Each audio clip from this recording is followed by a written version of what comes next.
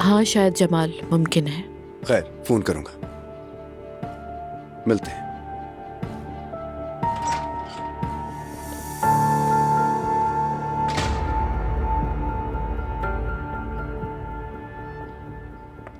अरे मुझे तो ये जमाल बहुत अच्छा लगने लगा है।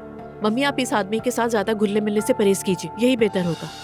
क्यों, क्या हुआ? कोई बात हुई है? नहीं मम्मी, बस क्यों अचानक मुंह उठाकर हमारे घर क्यों आ गया ये, मुझे अच्छी नहीं लगी ये बात। अरे इसमें क्या बात हुई? बच्चा मुझे देखने आया था और क्या। आप बस मेरी बात सुनिए मम्मी, प्लीज।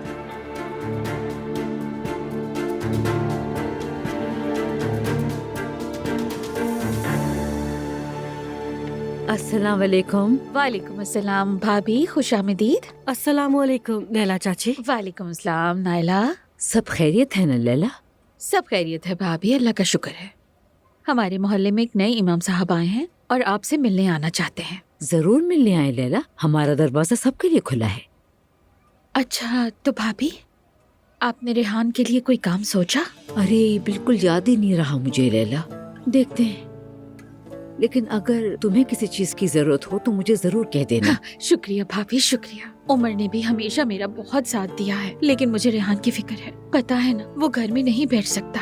काम करने वाला बंदा है, घर में नहीं बैठ सकता। वैसे भी काम ढूंढने के मामले में एक जैनब साहिबा और रेहान भाई दुनिया भर में मशहूर है। लोग बेरोजगारी से मर रहे हैं और ये नौकरी बदलते रहते हैं। माशाल्लाह माशाल्लाह। ठीक है लैला, कोई काम जरूर मिलेगा उसे। अल्लाह आपसे राजी रहे भाभी।